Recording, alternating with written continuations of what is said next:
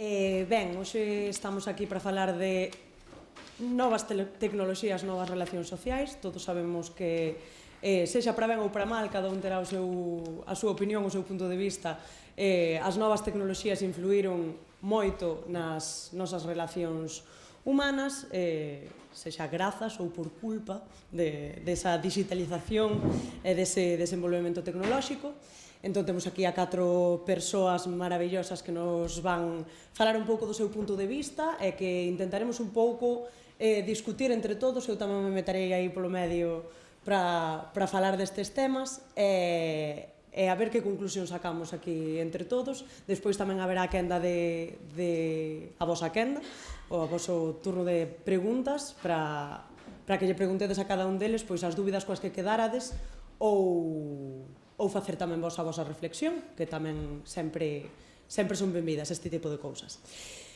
Por aquel lado temos a Marcus Fernández, que é webmaster de Código Cero, é divulgador digital, seguro que vos soa a súa cara de velo na televisión de Galicia ou escoitar a súa voz na Radio Galega, por exemplo, porque se dedica a divulgar aquí en Galicia todos os contidos tecnolóxicos. Ou seja, podemos dicir que está un pouco a medio camiño entre os medios tradicionais e os medios digitais con todo isto.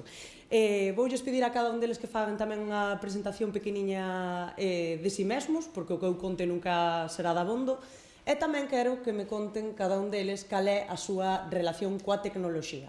Así que, Marcus. A miña relación coa tecnoloxía, a verdade é que casi non fago nada da miña vida que non teña que ver coa tecnoloxía. Levo nesto da divulgación tecnolóxica un poquinho máis de 20 anos, colaborando coa Radio Galega, temos Código Cero, que é unha revista en papel e tamén en digital, tamén colaboro de cando en vez coa Televisión de Galicia e con moitos outros proxectos por aí adiante.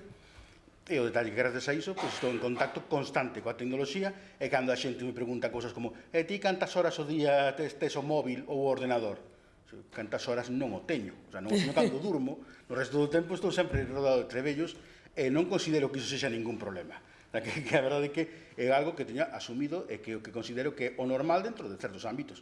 Se te dedicas a ser conductor de autobuses, máis che vale non estar mirando o móvil cada 2 minutos, pero se te dedicas a cousas como a comunicación non che queda outra que estar todo o día ao tanto do que se di. O sea que neso haberá que normalizar todo segundo o escenario no que esteamos. Sí, iso vamos a ir agora reflexionando todo sobre isto. Aquí temos a Julio González Morandeira, que é tecnólogo e responsable de innovación do Concello de Lugo, psicólogo, apaixonado da tecnoloxía. Pregunteiche antes, dixesme que tal cal, o de apaixonado da tecnoloxía. Contanos ti tamén brevemente algo máis de ti e da túa relación coas novas tecnoloxías. A ver, vou pedir permiso para falar en castelán porque, digamos, elixo mellor as verbas, non? Mi relación con la tecnología viene desde que empecé a estudiar psicología, desde que trabajaba en un laboratorio de psicología animal manejando cajas de Skinner y ordenadores, cuando no existía el PC, ¿vale? Entonces, desde ahí hasta la actualidad, a lo que me he dedicado ha sido, lógicamente, a mi profesión. Trabajo en la administración pública, como ya has comentado, soy el jefe de proyecto de la Smart City de Lugo. Estamos ahora con un proceso de transformación del propio Colegio de Psicólogos con el tema de transformación digital. Ayudamos en lo que podemos. Soy el CEO de una compañía de consultoría tecnológica que tiene ya 16 años de vida y, bueno, la tecnología forma parte de mí o yo formo parte de ella, no lo sé, no tanto como usuario, donde mi vida esté girando alrededor de la tecnología, pero sí como profesional de la consultoría, de la asesoría y de la transformación digital. Preocupado por los temas de la seguridad, preocupado por los temas de la privacidad, preocupado por la cara, digamos, que no se ve tan claramente desde el punto de vista del usuario corriente del día a día. Ese es un poco el foco en el que yo puedo estar. E aquí temos a Noa Díaz Varela, concelleira de Educación, Mocidade, Igualdade e Lingua, xornalista, que tamén ten un punto de vista moi interesante que darnos esta tarde. Se nos podes contar algo máis de ti e a túa relación. Bueno, pouco máis teño que dicir, que efectivamente agora son concelleira, pero de profesión son xornalista e esa é a miña profesión.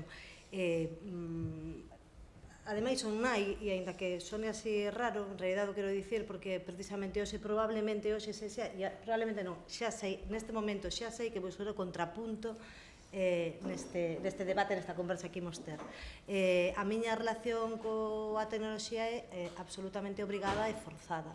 Eu, me gustaría tirar bastante menos do que tiro da tecnoloxía. Entendo as súas potencialidades e as súas virtudes todas en cuestións que si logo temos tempo de falar máis relacionadas coas vantaxes que ten en determinadas situacións, con colectivos máis vulnerables e demais, pero sí creo que esa dependencia do móvil que asumo, que tamén teño, me gustaríame que fose menos para poder dedicar o meu tempo que poder podo, pero ao final non o fago a cuestións máis mundanas ou que me apetecen un pouco máis. E aí o deixo, despois xa, si tal, falamos máis. Do móvil tamén nos falará moito a cuarta persoa que temos aquí sentada, que é Lara Deza Rodríguez, é alumna de Psicoloxía, como supoñeredes é nativa digital, polo tanto non concibe un mundo sen as novas tecnoloxías, e ademais a compañeira de, está na clase duns compañeros que levaron a cabo unha iniciativa que é moi interesante e que tamén che pido que nos expliques agora, que é Tempo Desconexión,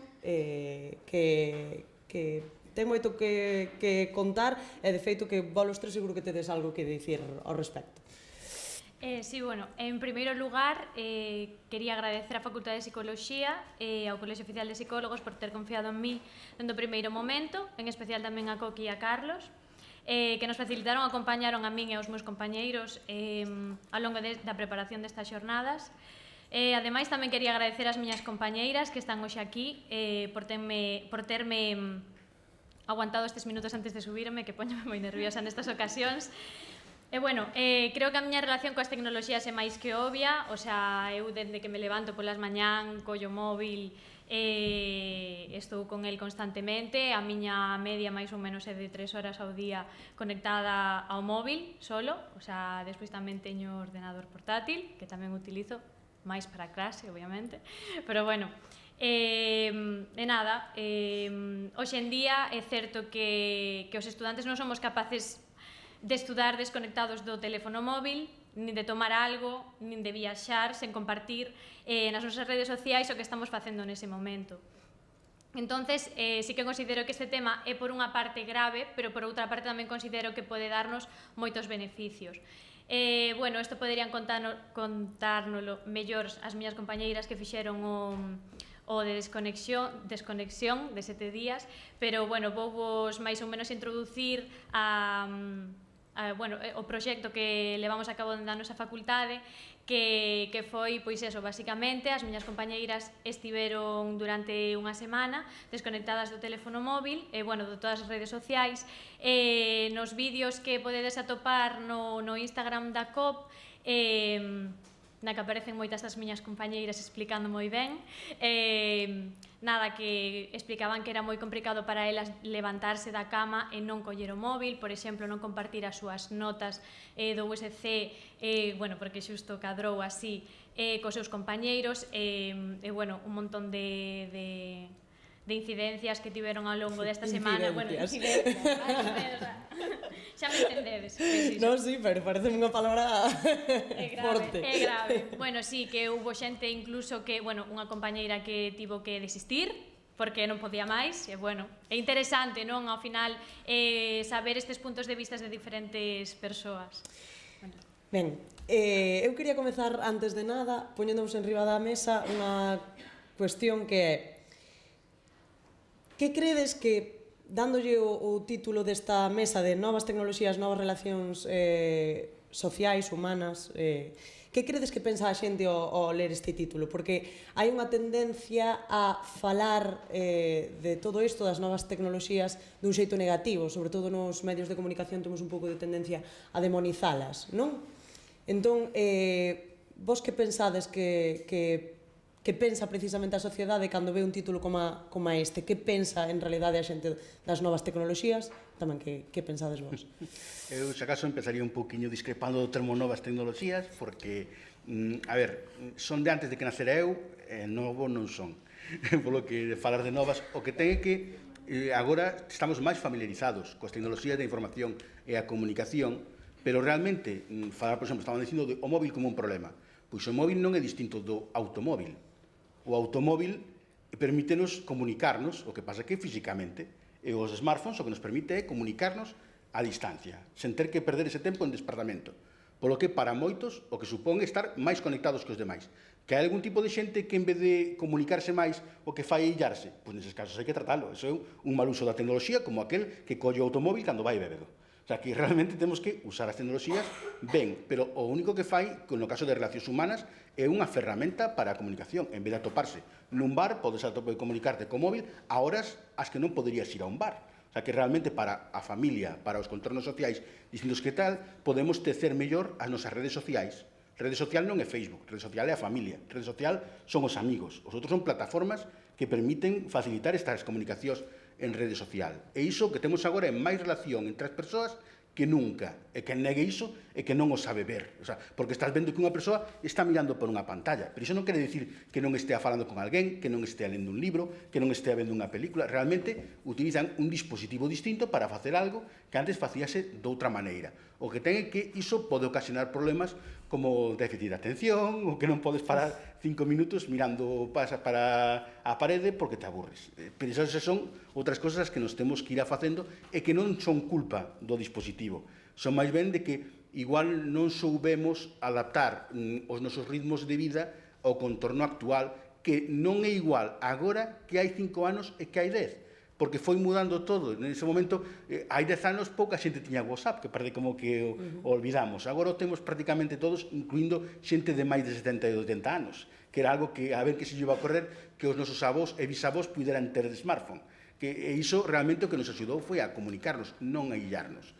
Polo que realmente, sí, temos novas maneiras de comunicar, pero realmente, se queremos ver iso como algo malo, entón sí que temos un problema.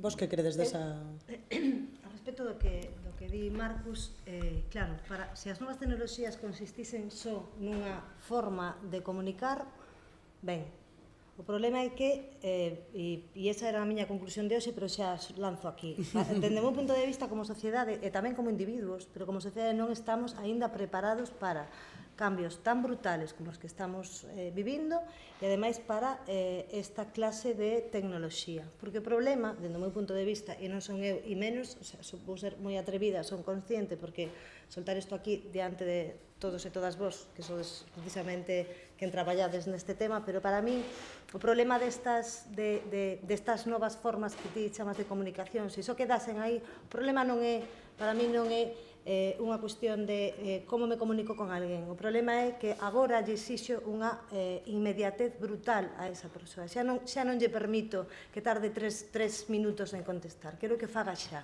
E quero que faga xa, ademais, e que me reafirme, e falo diso como de outras redes, apps e demais, o que quero que reafirme a miña idea. E, ademais, o debate cando entra, porque é certo que, bueno, son xornalista e son, claro, unha xornalista tradicional, o ton e a maneira de dicir non vale con mayúsculas e minúsculas, o sea, o ton, a maneira de falar e demais, sempre todos entendemos, no? Que vai ser moito máis sinxelo de entenderme cando estamos un diante do outro. Prodúcense malas comunicacións, moi malas comunicacións a través deses medios de comunicación. Creamos expectativas, nos creamos a nos expectativas e poñemos, dedicámonos a comparar o noso concepto do noso propio autoconcepto. Non sei se me entendo, sei que me estou liando, pero ao final remata todo por ser, é certo, son redes que se só as utilizásemos para comunicar, antes falaba desas tecnoloxías, hai moitísimas aplicacións que son fabulosas, como dicía, para con colectivos vulnerables.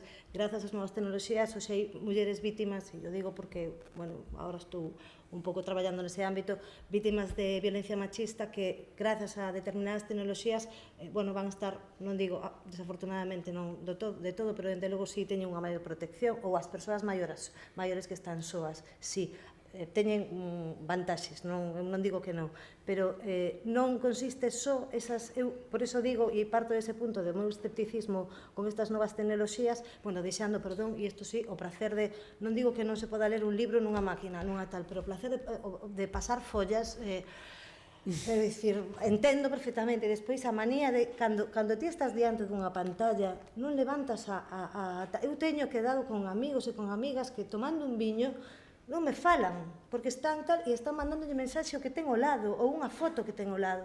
Entón, quero dicir, comunicación, perdoade que discrepe moito sobre esta cuestión. Bueno. Sei que ninguén vai compartir, pero xa dicen que viña un momento moi apocalíptico en este tal. Desde mi punto de vista no son cuestiones excluyentes, es decir, el uso correcto de los dispositivos tecnológicos o de las aplicaciones lo que abre es campo. Y yo me voy a permitir abrir un poquito más el campo, porque estamos concentrando esto as aplicacións móviles, as novas en las tecnologías. relaciones personales puras y duras, y decir, bueno, y lo que antes hacíamos, que era quedar en la calle. Yo debo ser el más mayor de la mesa, ¿no? O sea, yo Por todavía, poco. bueno, yo todavía me acuerdo cuando quedábamos con los amigos, ¿no? Para contarnos las cosas y que no había nada de esto, ¿no? Y entonces la relación, la cualidad de la relación, pues era de otro tipo, era más emocional, era más... y ahora, quizás desde el punto de vista de la psicología, por decirlo así, el pensamiento simbólico de imaginarte a quien está recibiendo tu mensaje, la cara que va a poner o lo que va a ser, si es que no haces un FaceTime o cualquier otra cosa de estas, pues también es otra manera diferente, y yo utilizaría la palabra evolución. Es decir, si esto era nuevas tecnologías, con tu permiso, y nuevas relaciones sociales, pues lógicamente esto es una evolución de las relaciones sociales. Antes comentábamos que el paquete de habilidades sociales tan manido muchas veces es que esta persona es inhábil social. Es que ahora el paquete de habilidades sociales consiste en otras cosas. Ser hábil social es manejar una app determinada, es saber moverte, tal, y sobre todo yo creo que aquí hay que hacer dos cosas. Una, generar criterio a la hora de poder valorar cómo utilizar las cosas, y yo me voy a permitir ir colgando ya algunos términos como privacidad, seguridad, digamos, elección de los ámbitos en los que uno se mueve, utilización en backup de los datos. A ver, ya sabemos aquello de que cuando algo es gratis, el precio eres tú, ¿vale? Entonces, ¿qué hace Facebook? ¿Qué hace Instagram? ¿Qué hace WhatsApp? ¿Qué hace todas estas aplicaciones con tus datos? Con los datos que tú te imaginas y con los datos que no te estás imaginando, que luego a lo mejor podemos hablar de esto, ¿no? ¿Qué significa el Big Data realmente a la hora de generar perfiles de personas basándote en tu comportamiento en las redes? Bueno, ¿por qué las empresas ahora están orientándose al marketing en redes sociales o al marketing digital? Pues porque esto es un negocio también, claro. ¿Vale? ¿De qué vivimos? No lo perdamos de vista. Y yo tenía aquí una pequeña chuletita que me he traído en papel, ¿vale? Que decía, y lo voy a leer tal cual lo puse, pero esta es una guía para mí, pero vosotros vais a deducir inmediatamente lo que yo estaba pensando con esto. Persona consigo misma, raya aislamiento, ¿vale? Persona a persona, dating, canales nuevos, otras formas de comunicación. Persona grupo, grupo persona, canales, eventos, espacios virtuales. Personas, empresas. Ahora mismo la selección de personal, el reclutamiento también se basa en tu presencia en las redes sociales. Puedes perder un empleo por opiniones vertidas en Facebook. ¿Vale? Entonces, son cosas que tenemos que tener en cuenta, y el control que tengamos sobre nuestros perfiles, hay que darse cuenta de la dimensión que tiene esa presencia en el entorno virtual, ¿no? Persona, administración, derechos digitales, derecho al olvido, derecho a la modificación de tus datos, derecho al control de la información que te afecta, una serie de cosas que están ahí y que muchas veces no tenemos en cuenta, o que pensamos, bueno, como decíamos, es el precio a pagar, ¿no? Por disfrutar de una serie de cosas, como el experimento inglés donde para aceptar una determinada cosa había que ceder a tu primogénito, te sonará el tema, ¿no? Y la gente directamente cedía a su primogénito y lo que hiciera falta para disfrutar de aquella aplicación, porque era así el rollo, ¿no? Y bueno, ¿qué pasa? Que no leemos, ¿no? Y persona, gobierno, Estado, control. Ejemplo chino, por ejemplo, de tu perfil como ciudadano, y en función de tu comportamiento cívico, como según los cánones establecidos, acceder o no, o que se te denieguen o no determinadas facilidades, certificados, accesos a cosas en función de tu comportamiento que está siendo monitorizado. Eso no me lo estoy imaginando, eso existe. ¿no?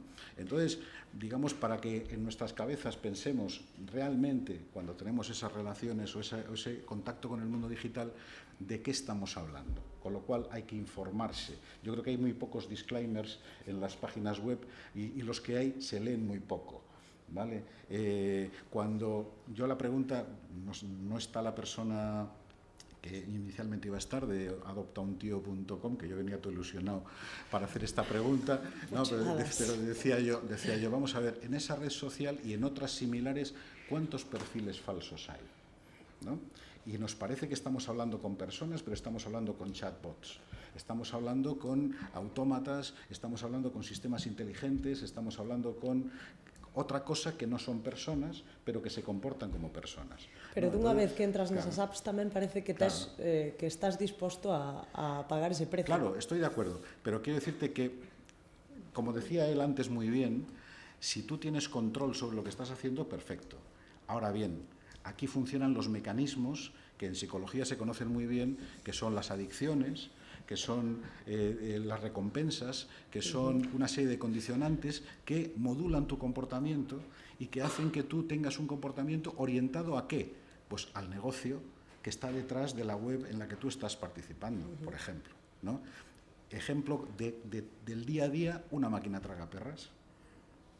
Es decir, yo voy allí y ¿cómo funciona? Con lo que se llama un programa de refuerzo intermitente. Tú no sabes cuándo va a caer el premio, ¿vale? Con lo cual, la conducta de seguir jugando se mantiene. Bueno, pues lo mismo pasa con las cuestiones que tienen que ver con esto que comento, ¿vale? Y los ingenieros, los informáticos, la gente que diseña estas cosas, ahora ya hay sociólogos, psicólogos y demás trabajando en compañías como Google o como Facebook y demás, que se encargan de diseñar estas cosas. Pero el tema está en que inicialmente esto no se hacía. Y por eso había comportamientos raros asociados a videojuegos, por ejemplo, o asociados a otros elementos digitales que tienen consecuencias, incluso generando situaciones personales que rozan lo patológico, si quieres, pero que nadie se ha preocupado de medirlo, ¿vale? Y que no hay ningún disclaimer que lo advierta, ¿no? O esta web puede generar adicción, te lo aviso, sí. ¿No sabes? Bueno, Lara e eu estamos lo dejo, escoitando e seguro que as dúas estamos pensando é un prezo que pago. Vale, correcto. Verdade que sí? Contanos se ti estás de acordo con isto que digo, porque eu creo que nós somos conscientes ata certo punto, pero que xa como nacemos de alguna maneira en todo isto, que sí que estamos dispostas a pagar o prezo. Sí, a ver, con respecto ao que decía antes Julio, é certo que somos pouco conscientes do alcance que realmente pode ter unha publicación, porque miles de millóns de persoas teñen acceso a ela, aínda que teña un perfil privado, un perfil público de Instagram, porque como decimos nós, ao final todo queda na nube, non? Que pasa?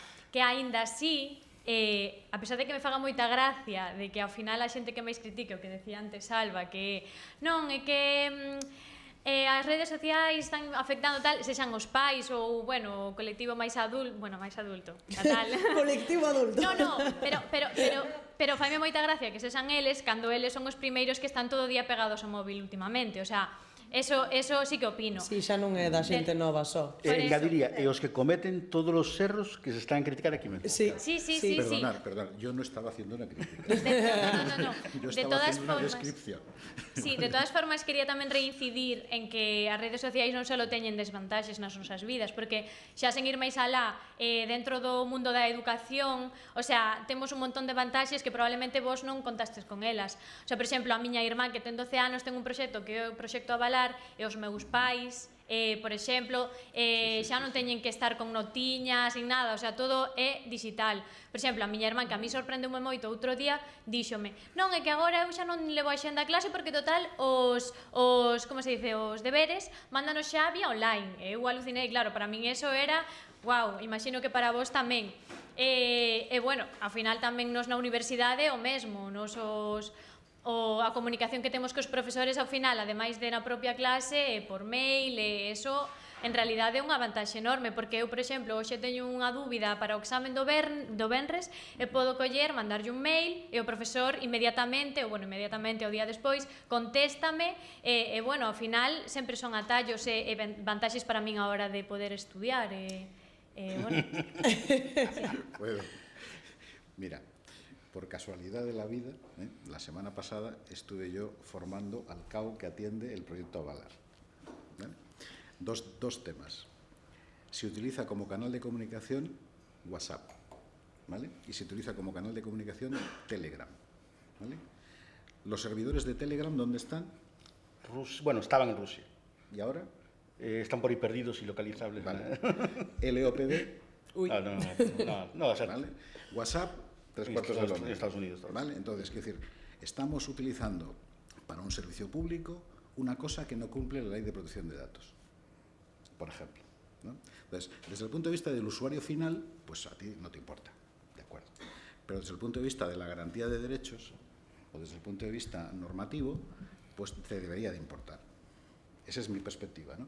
Ahora, comparto absolutamente los beneficios de la tecnología, si no es que yo no estaría aquí tampoco. Claro. O sea, pero quiero decirte que es un poco esa perspectiva, ¿no? Es decir, oye, de acuerdo, pero pasan cosas. Mira, solo decirte Como una con cosa, todo, mira, pero al final- ¿sabes de quién es el 35% de Facebook? ¿De quién? De una cosa que se llama la NSA, que es la Agencia de Seguridad Nacional Americana.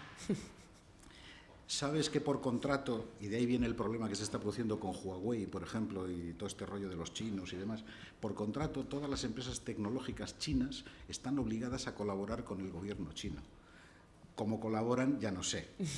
¿Vale? Entonces, para que te hagas una idea, ¿no? Entonces, en ese terreno nos movemos, ¿eh? No, aquí... Non quería matizar, porque se non quedou claro, cheguei aquí moi centrada no debate para falar sobre as novas tecnoloxías, as tecnoloxías, bueno, como moi focalizado todo cara as novas formas de relación social. Eu son moi pro tecnoloxía, de feito, estou moi de acordo con que grazas a ela vivimos moitísimo mellor do que vivíamos antes, seguir máis lonxe grazas ás tecnoloxías en todo o que ten que ver que nos axudan nas tareas domésticas a todas as familias, temos moito máis tempo libre e iso significa que imos poder relacionarnos máis. Non, quero deixar claro iso, ora, eu estaba falando eso, do que ten que ver da utilización das novas tecnoloxías, si eso implica, que xa digo que sí, novas formas de relacións sociais. Por iso quería deixarlo claro, que non se vexa que eu aquí son unha anti da mesa. É que sen querer, Só con respecto a sen querer tendemos a vincular as tecnoloxías, sobre todo cando falamos de relacións humanas, relacións sociais, tendemos a relacionarlo directamente coas redes sociais, pero non é así, porque de feito que é unha cuestión que tamén quería sacar para que Julio nos contara un pouco esa tecnoloxía que nos facilita a vida tamén incluso a nivel laboral, que é un tema como que ten un pouco de luces e sombras no sentido de automatización, a monitorización, non? O feito de ter robots traballando con nós, que hai moita xente que di, pois quítanos o traballo, isto de tanto automatizar, de tanta máquina, de tanto non sei que. Que punto de vista nos das ti sobre todo isto? Yo lo que tengo que decir al respecto es que sencillamente es un cambio de modelo, no es nada malo en sí mismo. Es decir, digamos, automatizar el trabajo es algo que está a la orden del día. El modelo de empresa 4.0 está ahí. De hecho, es más, se están haciendo ahora mismo esfuerzos para fomentar la convivencia, entre comillas, entre los autómatas programables y las personas que trabajan en las mismas cadenas de montaje haciendo trabajos similares, es decir, para que los robots prevean el comportamiento humano, por ejemplo, ¿no? La inteligencia, esto en cuanto a fabricación, ¿no? La inteligencia en cuanto a servicios que parecen interactivos, ¿no? Pues también ha mejorado muchísimo. Watson de IBM, por ejemplo, o algunos otros recursos están a niveles que casi parecen personas. No sé qué pasará con el siguiente paso, ya que Google dice que ha alcanzado la supremacía cuántica, qué va a pasar con nuestra seguridad y qué va a pasar con la capacidad que tengan para meterse en todo esto. Pero en todo caso yo creo que, como decíamos antes, la palabra es evolución, es decir, estamos cambiando de modelos. ¿Qué pasa? Que nuestra capacidad de adaptación tiene un rango limitado, es decir, probablemente es una cuestión generacional y yo estoy seguro de que mi generación pues llegó hasta donde podía llegar, o algunos raros andamos por ahí hablando de estas cosas, pero lógicamente no somos nativos digitales. Hemos tenido que adaptarnos. Quizás mi proceso de adaptación a la tecnología haya sido más duro que el tuyo, por ejemplo, porque tú ya has nacido así con esto, ya dices, bueno, pues yo ya mi ecosistema ya es este, ¿no? El mío pues ha sido otro, después he pasado por una cosa en el medio, he llegado a otro lado. É máis lenta a adaptación que o avance tecnolóxico, que vai a velocidade de me tería unha discrepancia que coincide moita xente o rollo de andar falando de nativos digitais. Xa hai por aí un libro... Por favor, introdúcenos o teu concepto maravilloso de orfos digitais. É que os nativos digitais, hai un libro xa por Witch e compañía, moi popular, que son os nativos digitales non existen. É unha cousa que é evidente. O sea, ti cando... Bueno, xente maior, recordar cando foron verano, moitos, o sea, igual cando eras neno non había coche na tua casa. Pois non. En cambio na dela sí, pero en cambio ela non naceu aprendendo a conducir. Tivo que ir a autoescola igual que todos os demais. E coa tecnoloxía pasa un pouco do mesmo. Que o problema que hai? O dos orfos digitais, que os teus pais probablemente aprenden a conducir antes que a ti. Pero permíteme unha diferencia. Mira, para conducir el coche hay que sacar el carnet de conducir. Para conducir un móvil, no. Para ser pai tampouco hai que sacar carné. Mira, eu quería dicir unha cousa, mira, eu traballei este verano na hostelería e eu recordo de que a maioría dos rapaces con 2 anos estaban mirando un móvil. O sea, non son nativos, obviamente non naceron con el na man, pero con 2 anos xa están mirando no móvil os debuxos, mentras os seus pais comen. Claro, pero o problema que hai é que despois esa xente, a maneira que tende a aprender o que se pode ou o que non se pode facer é a base de paus. Porque non houve ninguén que lle ensinara que cousas debe facer en cada ámbito. En cambio, cando eras pequeno, dicíanche, non fales con extraños, mira antes de cruzar a rúa, porque os teus pais si sabían o que podían ensinar. Cal é o mundo real ao pero que se enfronta. no contorno digital, a meirande parte dos pais din eu diso non entendo, e desenténdense, e iso que está moi mal feito. Tiñan que acompañar os nenos en todo ese traxecto, aprendendo do que non saben mentres. Pero os rapaces non se pode deixar sós con nada, nin cun garfo, nin cun móvil. Calquera cousa pode ser perigosa mal usada. Sí, eu con eso estou de acordo, de que, por exemplo, YouTube, sen ir moito máis alá, é bastante perigoso polo feito de que poda aparecer calquer cousa, pero tamén é certo que eu defendo a privacidade dos rapaces en determinadas edades, porque eu tamén coñezo pais que entrométense demasiado na vida dos propios rapaces ata tal xeito de que os rapaces sentense afogados de non poder relacionarse 14 anos ou así. Porque desíntense afogados porque eles teñen a súa contrasinal. A ver, eso tampouco está ben, porque ao final, hoxe en día, nos utilizamos as redes sociales para comunicarnos, para desafogarnos cos nosos compañeiros, etc. E se os nosos pais teñen acceso a eso, ao final non teño privacidade ninguna. Noa como nai, por favor, danos o teu punto de vista. Eu sei, de verdad, pero claro, como non van ter, con 14 anos, como non van ter acceso a iso? Claro, teñen que ter acceso a iso, por suposto que teñen que ter acceso a iso. Sinto moito, vas a vivir ata os 90 anos, xa terás tempo de ter a túa privacidade, eu entendo.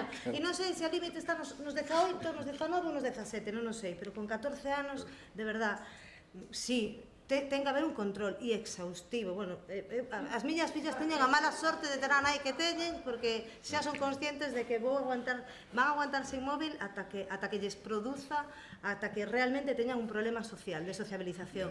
Pero certo, é así, xa o saben, teñen asumidísimo. Pero despois estabas poñendo un caso que a mí me parece, e falabas del con total normalidade, e ollo, que non vai contra ti, que ademais entendo que son de outra xeración, eu teño 20 anos máis que a ti, máis ou menos, teño 46, así que por aí debemos ter. Hai outra cuestión que a mí tamén me preocupa, que se diga con total naturalidade, claro, e volvo de novo, disculpade, pero o tema das novas relacións sociais. Claro, que os pais, que estén un pai e unha nai comendo, e que teñen un neno de 2 anos, e que para que me deixen comer, eu deixolle o aparello para que vexan debuxos, a min eso, e que se diga con total naturalidade, non estí, que moita xente, e eu sei, na miña contorna, bueno, nos pasa a todas, e que cando saímos vemos esa situación, é máis que natural.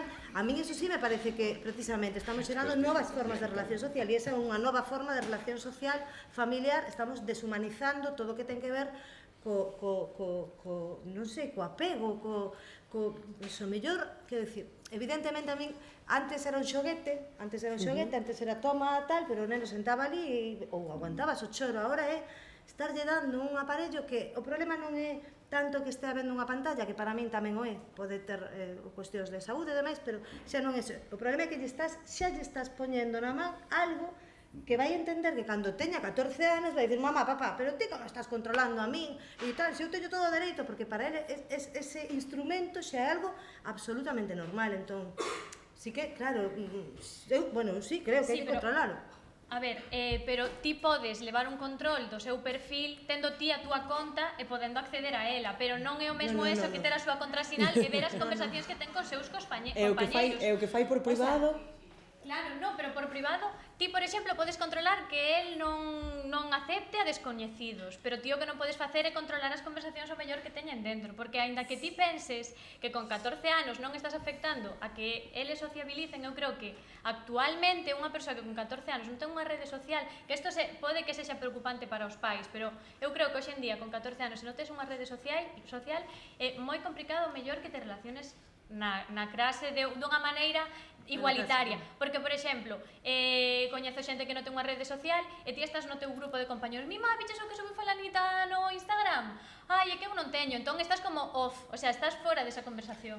É o que falábamos antes do cambio das habilidades sociais. Digo, só isto. Hoxe pola mañá estiven no Instituto Rosalía de Castro porque a Concellaría de Mocidade ten un proxecto maravilloso que viña xa do goberno anterior, que é fantástico, que se chama Teatro Foro e que consiste en que a través do teatro nas aulas, sobre todo con rapaces de primeiro da ESO, cos máis recén chegados, que son precisamente, bueno, o propósito é traballar con eses rapaces e rapazas. Escollen un tema, e a clase escolle libremente ese tema, e a través do teatro fan como, bueno, unha serie de intervencións para mellorar ou para intentar solucionar determinados problemas que poidan aparecer ou que non tivesen por que ter aparecido, pero que preocupaban a clase. Os nenos que fun ver hoxe, esa clase que fun ver hoxe, o tema que escolleron era o acoso escolar, non? A cuestión que plantearon era unha rapaza, unha rapaza que naceu cun corpo equivocado, que era transexual, que ao final, bueno, toda esta problemática. E entón, que recrean ali no escenario unha situación real. E a situación máis, o acoso en sí, eles, porque son eles os que deciden como fan esa representación, como representan ese problema, era sempre a través dos móviles. Eu collín o móvil e tal, e o insulto non era un insulto verbal que eu te vexo, non, e era todo a través do móvil. E decían moitos dos compañeros e compañeras que estaban no escenario e abaixo, porque, bueno, unha dinámica na que interactúan o espectador, o espectador que lle chaman, e a xente que está arriba do escenario, e dicía, claro, no, que para min é moi fácil, o acoso é facilísimo, porque, claro, está o anonimato da rede e está eu non quería insultarte, pero bueno, a través do WhatsApp ou do grupo de tal ou tal, teño bastante máis fácil, o mellor non o vexo nunha semana, ou non vexo a esta rapaza unha semana, e todos os comentarios, ao final estivemos media hora falando realmente só do que tiña que ver con esa rede, bueno, con esas redes hipotéticas que non se falou de ninguna, pero sí de utilización do móvil. Entón, quero dicir que sí que poden servir, e eu cando as miñas fillas crezan estarei de acordo contigo que para dinámicas de clase, para determinadas cuestións son maravillosas, porque sí, pero bueno, creo que, repito, como sociedade, como individuos, ainda non estamos suficientemente maduros como para ter en conta que ten uns perigos moi gordos, e eu non sei se eses perigos sobrepasan as vantaxas que podan ter. Julio, o tema do cambio das habilidades sociais, como reflexión. Bueno, yo iba a comentar que luego no nos extrañe que no nos admitan como amigos en el Facebook, nuestros hijos, ¿no sabes? Lo normal. Ou que teñan dúas contas en cada rede social. Sí, que está moi de moda. Efectivamente, una oficial y la otra la fake, ¿no? O lo que sea. Pero bueno, yo a lo que iba era, esto que cuentas, claro, esto en mis tiempos, cuando éramos, yo como soy el señor mayor, ¿no? Esto era el psicodrama y el sociodrama, ¿no sabes? Pero sin móvil, ¿no sabes? Cosas que hacíamos en aquel entonces. Yo lo que iba era a intentar introducir la perspectiva desde la psicología, si quieres, ¿no? Y intentar decir que, claro, si empezamos a plantearnos términos como psicología evolutiva, ¿no? ¿Qué dirían nuestros papás, ¿no? Psicológicos, quiero decir? ¿Qué diría Piaget? ¿Qué diría Erikson? ¿Qué dirían todos estos? De cómo ahora hay que situar la formación o cómo han cambiado las fases en la evolución de la personalidad, introduciendo el factor tecnología, ¿no? ¿Qué influencia ha tenido? O cómo las edades han avanzado, o cómo se han introducido cosas que antes tardaban mucho más en llegar, y ahora cosas como el pensamiento simbólico, como otro tipo de cuestiones mucho más enjundiosas, cómo tienen que ver o cómo han sido modificadas, incluso a nivel teórico-práctico, si quieres, o de comprensión desde el mundo de la psicología, que es lo que a mí me puede interesar más en este caso, y cómo yo puedo comprender. Yo recuerdo haber hecho, cuando yo hacía clínica, que también me ha tocado hacer esto, yo he tenido alguna ocasión de tener que verme los dibujos animados de Dragon Ball, por ejemplo, ¿no? Porque si no, yo no podía entenderme con los chavales con los que hablaba. Vale, yo tenía que saber quién era Son Goku, quién era Vegeta, quién era no sé qué, quién era no sé cuántos. E agora tens que aprender o que é un Crash, o que é un Mario, todo eso. Claro, yo tenía que aprender todo esto, ¿vale? Porque si no, yo no era capaz de entenderme con quien me tenía que entender, sobre todo para tener un discurso que me permitiese hacer mi trabajo, que era tener un abordaje terapéutico. ¿Vale? Entonces, si yo tengo que hacer ya profesionalmente un abordaje terapéutico de un problema relacionado con la tecnología, o con lo que puede pasar por el uso o el mal uso, o por las consecuencias que se deriven de ese contacto, de esa relación con otros a través de estas redes sociales, a mí profesionalmente esto me obliga también a estar al día de estos temas. Es otro campo de aprendizaje que está ahí, que tiene influencia, yo creo que indudable, en cómo evolucionamos como personas. O sea, está claro, ¿no? Entonces, independientemente de ponerles nombres a las redes sociales, yo me quedaría más en ponerles nombres o intentar caracterizar también los efectos que se producen desde el punto de vista de nuestra construcción como personas, ¿no? Y ahí volvemos a lo clásico, o sea, seguimos siendo personas, seguimos siendo seres en evolución, seguimos teniendo problemas, los mecanismos básicos siguen funcionando más o menos parecido, pero con otra música, ¿vale? Pero más o menos la letra sigue siendo la misma, y entonces lo que hay que hacer es un gran proceso de adaptación a este nuevo entorno, tanto desde el punto de vista de usuario o de persona tal, como también desde la profesión, en este caso la nuestra, ¿no? U otras que pueden estar relacionadas, ¿no? Y de hecho, yo creo que una cosa sin la otra tampoco es en este foro. Sí, sí. ¿Vale? Aí antes soltouse unha palabriña que falache de privacidade.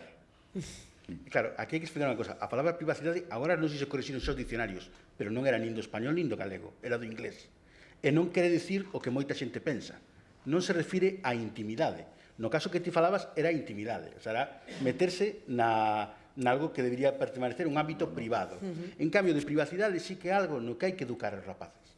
Porque o termo amplo de privacidade, no punto de vista anglosaxón, son os datos persoais de un que poden axudar a ter unha información sen collera directamente. O sea, invaden a túa intimidade cando se meten dentro da túa casa.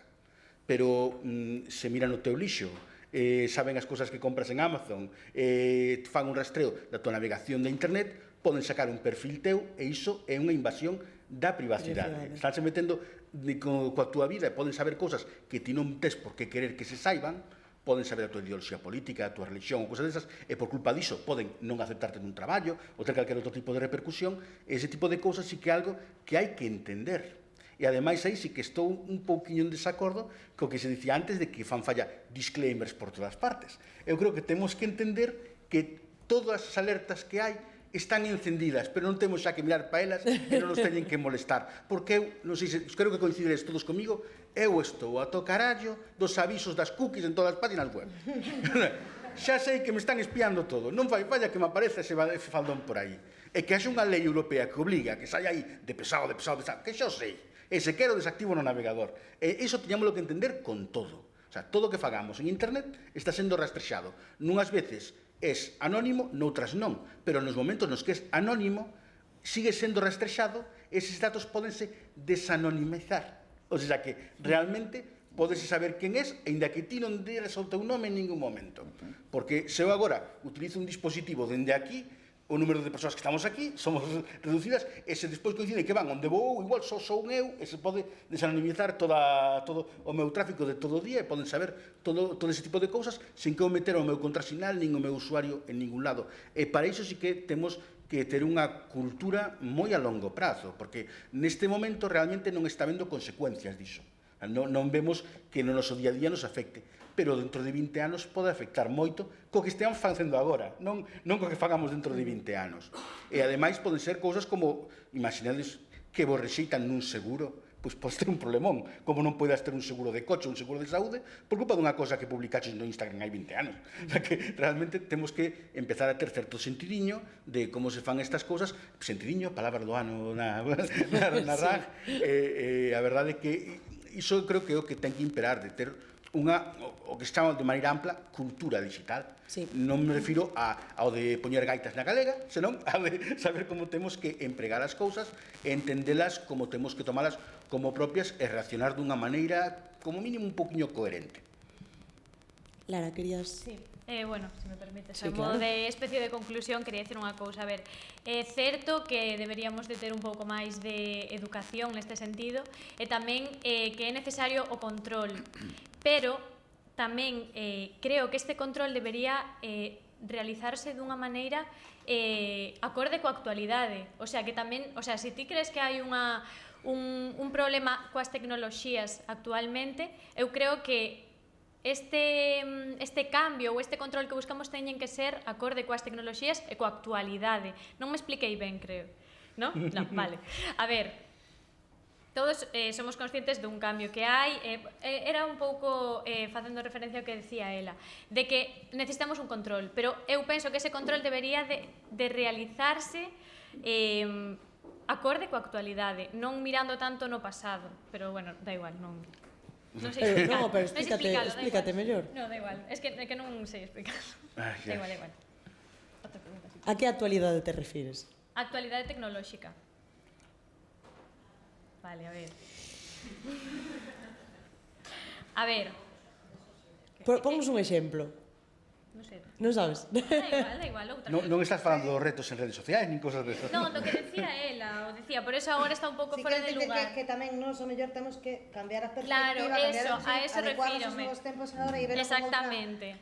Claro, sí, tanto seguramente. Eu, ainda que aquí pareza a nai do século XVIII, Que o mellor cando uses a nai vou ser así tamén, claro, o sea, se son probablemente, o se sea, aquí son. despois perdenos a cada uno que, claro, pero non ten nada que ver con iso, pero sí que entendo, e por eso digo, e era o que ia, creo que non estamos preparados, porque creo que vos ides demasiado rápido, e probablemente nós, bueno, eles non, eu, vaya demasiado lenta, e a miña capacidade de adaptación a todo isto que está pasando, pois non estea sendo a adecuada, pero isto non quita que tamén pense que vos estades sendo demasiado rápido. Entonces, aí é onde se produce todo ese conflicto. O que falabas, Tiago Marcos, tiñas toda a razón, e así, o sea, creo que todos nós temos que utilizar o sentidiño e ademais temos que ser coherentes con todo, non? Claro, pero máis ben o que é lento é a sociedade, non és ti, nin son eles rápidos, porque máis ben a adaptación eu creo que é o cambio social. Claro. Porque obviamente tános comendo o avance tecnolóxico, pero dunha maneira brutal. Es obvio que además es imparable, es decir, esto lleva siendo imparable ya varios años. Claro. O sea, y hay que convivir con ello. Yo, a ver, intentando resumir lo que yo quería decir, el problema es que no sabemos cuáles son todas las cartas de la baraja en esta historia. Entonces, la parte visible pues puede generar en nosotros determinados comportamientos que aceptamos y que... Pero es que la pregunta que yo lanzo es, oye, ¿cuántos de nosotros sabemos, quitándonos a nosotros que estamos aquí, ¿no? ¿Qué es realmente lo que rastrean cuando nos rastrean? ¿No? Porque no es la cando collen a nosa información da comida que pedimos, de con quen ligamos polo Tinder, con quen...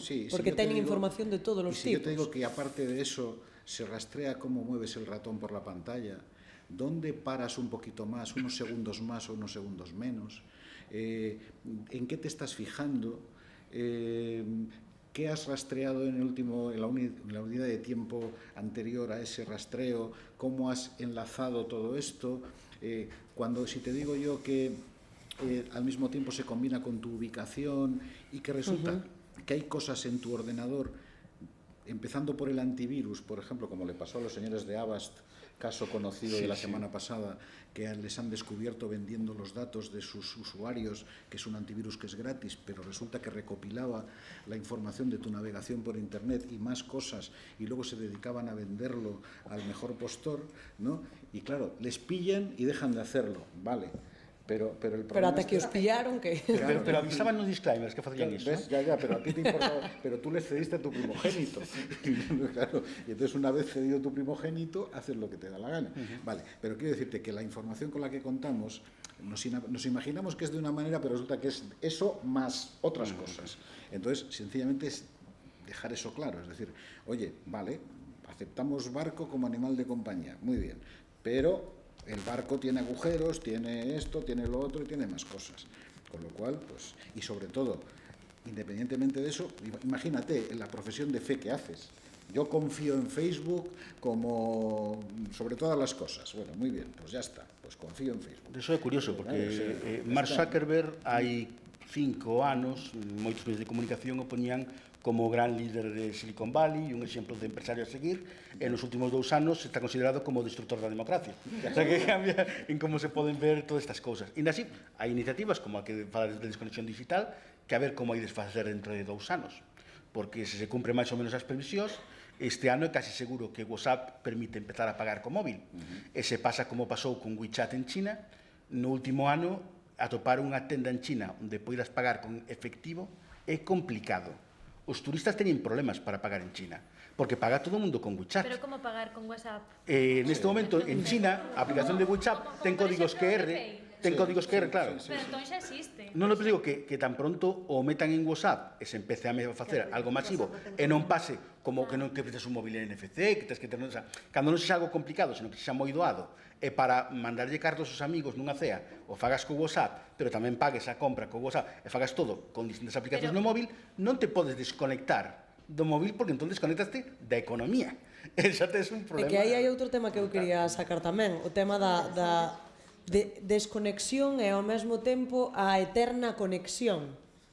Porque desconectamos do mundo real e ao mesmo tempo estamos conectados de xeito constante e de feito é como unha cercanía e unha lonxanía a un tempo, porque obviamente a lonxanía é porque se resinten as nosas relacións persoais, no que ti dicías antes de estar tomando algo cos teus amigos, é que haxa pantallas de por medio sempre, ou incluso pola noite cando estás no tempo en familia, que cada un estea cunha pantalla, se non é a televisión, é a tablet ou é o móvil, pero ao mesmo tempo tamén esa cercanía que pode ser positiva no sentido de contactar con alguén que está lonxe, ou o que ti comentastes antes, porque eu fui recollendo así ideas, de poderlle mandar un mail a un profesor en calquera momento. Aí tamén rompemos a barreira do ben e o mal, no sentido de que hai en contornas laborais onde agora mesmo esa barreira está rota. É por culpa precisamente da tecnoloxía. Sabedes ao que me refiro? Claro. Persoas que reciben whatsapps de traballo ás 12 da noite. Pero esa era unha cuestión que, de feito, traía apuntada porque agora, ao final, o debate non foi por aí, pero traía cuestións que ten as vantaxes que podía ter as novas tecnoloxías e as desvantaxes, non? E yo, por exemplo, no caso do teletraballo, das novas tecnoloxías para o mundo laboral, son fantásticas, permiten o teletraballo, permiten a conciliación, permiten novos roles, novas fórmulas laborais e demais, sí, pero e o límite onde poñemos? Porque eu, ata vivín eu nas miñas propias carnes, teletraballo, ou, sí, o simple feito de teletraballo, quen pon o límite? Onde poñemos? As grandes empresas, e non tan grandes, que regalan aparellos electrónicos aos empregados, bueno, regalan cedelles tal, para que, bueno, pois podan marchar nun viaxe de traballo e demais, e estean través, quen pon o límite? Onde paramos? E así, é unha realidade. Todas estas cuestións, precisamente do que falabas agora, non? Bueno, do que falamos todo. Precisamente neso, hai países onde está regulado. E se lle manda un email a un traballador despois das 5 da tarde, a empresa recibe unha sanción. O sea, que aí tamén... A empresa recibe unha sanción. Sí. Fantástico, pois, a ver se aprendemos. O sea, me refiro que tamén é porque temos que adaptar a sociedade a esas posibilidades para que non haxa abusos por parte dos traballadores. Eu podo contar unha anécdota que, ademais, é igual, porque xa non o estou facendo, que eu levei as redes sociais nun tempo da universidade, e claro, o meu traballo, a mí pagaban por traballar de 8 menos cuarto a 3 e cuarto, pero que eu estaba continuamente de luns a sábado ata as 10 da noite controlando as redes sociais e contestando, porque se non contestaba Se non contestaba, aparecía, ui, o community de tal non está contestando, que pasa? Está pensando, está pensando. E dicías, non, perdona, é que os communities tamén vivimos e dormimos e facemos moitas máis cousas, non? Entón, era todo así. Os domingos, igual, os domingos negámonos a traballar, evidentemente, os nuns eran tremendos, pero había queixas, mails que se lle mandaban a altas esferas da universidade protestando porque non se contestaban esas tal. Entón, claro, ao final, nos como usuarios ou como espectadores nunca nos damos conta de quen está no outro lado, non? Que traba o mesmo que co... ¿Qué ha pasado con el doble check del WhatsApp? Non o teño. Sí. ¿Vale? O sea, A marca azul... ¿Cuántas parejas se han roto? ¿Cuántos trabajos han perdido? ¿Cuántas amistades han sufrido Pero por iso, por lo que estas falaba cosas, da inmediatez, de que queremos que nos contesten xa, e para min ese o único defecto, quizáis, que lle vexo a isto das novas tecnoloxías da comunicación, que non da información, que ten outras, pero digo, a comunicación é precisamente iso, que ao final onde nos colocamos nós, non? Os propios usuarios e os receptores, onde estamos? Porque a inmediateza que nos crea ao final ansiedade, o sea, eu mesma, que critico algo que vivo, o sea, que vivo e ademais que son consciente de que son partícipe de situacións así. Entón, eso, estamos continuamente expectantes de impulsos e, de feito, se pasamos unha hora sen recibir un WhatsApp, algo pasa, non? E, Dios mío, parase o mundo porque non, claro... Eso tiene nombre. Sí, caída de WhatsApp, sí. Sí. Me refería a la parte de los psicólogos. Claro, esa cuestión eso que tiene nombre. eso tedes que falar claro. Claro. Pero cada vez que cae WhatsApp é unha alarma global. Pero ten un nome xa para todos e todas nós, porque... No, pero digo yo, ¿qué pasa cuando tú no puedes prescindir de una determinada cosa a que estás acostumbrado y que si te falta, ¿eso cómo se llama? Adición. Ou non, Eu, auga quente na casa que non me falte, Bueno, ya, pero no digo nada, pero es una necesidad, de acuerdo, muy bien. Vale. Podes vivir sin auga quente, pero prefiro tela. Bueno, ya. Bueno, vale, te lo compro, pero quiero decirte que el mecanismo es complejo. Hay emociones, depende del uso que estés haciendo, depende de la relación que tengas con con el otro lado de la comunicación, efectivamente, pero están ahí, es decir, eso está ahí y se aprovechan más de uno y más de dos de esa cuestión. Otra cosa es que el beneficio, como decíamos antes, podamos considerar que es superior al perjuicio, ¿no? Y que tú en realidad te está ayudando a manifestarte como persona, a tener una forma, digamos, de relacionarte con otros, pues adecuada a los tiempos y demás, pero ese escenario es así, pero hay otros escenarios donde se está utilizando en tu contra esa cuestión, ¿vale? Y se está convirtiendo, como dije hace un buen rato, en una forma de negocio, en un modelo de negocio que está ahí y que tiene unos objetivos que son, pues bueno, que el señor Zuckerberg, ¿no? Sí. Pues se pase en un yate de 40 metros, cosa que tú y yo pues no vamos a hacer, ¿no? Pero tamén o feito de que a grande parte, moita xente que tiña cartos estea disposta a pagar máis de 1.000 euros por un smartphone significa que lle dá un valor a comunicación que fai cos smartphones que antes non podíamos imaginar. De feito, antes o de pagar polo teléfono, o sea, que non che regalaran co operador, era casi insultante. Los hai de segunda mano por 150. Sí, no, pero firme co feito de que... Pero es el concepto. Digo que a xente sexa capaz de pagar o que para moitos casos é o soldo do mes. Que o paguen en moitos prazos, pero para moitos é o que cobran en todo o mes o gastan nun smartphone, pero iso é porque o valoran máis que os gastos que fan en moitas outras cousas. Eu, por exemplo, coa miña xeración, o que sí que noto que compramos o mellor smartphone por postureo, o sea, coñecedes a palabra, pero é postureo, o sea, ao final, por exemplo, no Instagram, o que facemos dende as publicacións ata as historias, ao final é por postureo, o sea, ti sales de viaxe, publicas absolutamente todo. Compraste un coche novo, o publicas. É como a ver quen ten máis, a ver quen se expón mellor, a ver, sí, comparación social. É o narcisismo que se alimenta moitísimo no mundo das redes sociais, non? Sí, eso ben é certo, pero tamén quería decir conforme o que decías ti antes do Apple Pay, o sea, eso actualmente existe. Eu, por exemplo, son un desastre, non me gusta levar bolsa, non me gusta levar carteira, ni me gusta levar nada. O que sí, sempre levo en riba é o móvil. Entón, que pasa? Que vou ao supermercado, Apple Pay, o sea, estou prescindindo un montón da tarxeta. Pode que non entendo moito de tecnoloxía, pode ser que pola miña contra si que accedan a datos meus que non deberían. É máis seguro que a tarxeta. Sí, bueno, vale, bueno. Seguro? Sí. Bueno, igualmente, tamén non quería tampouco darlle unha visión tan negativa, que estou de acordo con todos vos co que decíades antes de jolín, é que estamos traballando máis horas das que deberíamos, estou de acordo, probablemente estaría de acordo con que se remuneraran, obviamente, pero tamén quería jolín, decir as vantaxes que teñen ao final eses avances tecnolóxicos. Por exemplo, eu a hora de solicitar unha beca non teño que ir á Xunta a pedila. Claro que o sea, sí. por exemplo, se estás cobrando un subsidio ou tes que ir a sellar ao paro, podes facelo online agora. O sea, paréceme unha moi boa estrategia tamén. Por exemplo, que con isto, bueno, non sei se o sabedes todos, pero, por exemplo, hai unha opción no móvil coa que se ti compras, non sei moi ben como va, pero creo que tens que comprar unha lámpada especial e podes dende o móvil encender as luces, apagalas, o sea, eso E toda esa información... é increíble. Non vai falta Sí. comprar moita cousa para iso. Bueno, pero aínda así, para min sí que é unha cousa que ao final é moita comodidade. Eu, por exemplo, estou na cama ás veces e digo, jolín, ojalá puidera dentro do móvil, pum, xa está. Se lo puedes decir a Alexa o se lo puedes Sí, decir claro. a Google Home Claro. o se lo puedes decir a cualquiera de estos asistentes. No, que bueno, hay ahora. Siri aínda non chega aí. Siri Siri aínda no, Siri No, no, pero Alexa... pero Alexa o Google Home sí. Son moi listos. Que de eso tamén é unha cousa que sí que é un cambio sociolóxico moi grande, porque a nós, que xa estamos medrados, non nos pasou, pero nos fogares americanos hai moitos nenos que medraron cunha amiga que se chama Alexa.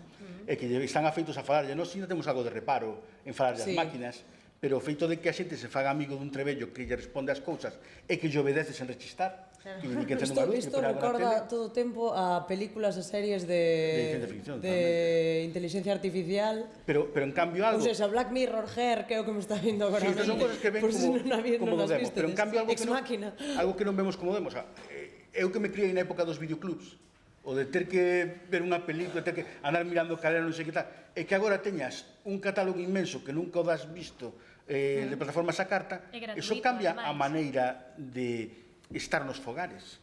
Agora non hai pelexas por ver a televisión. Cada un ve a televisión o que quere, onde Así quere. baixan as audiencias, Marcos, así baixan. Cambia todo. Pero un cambio social moi grande.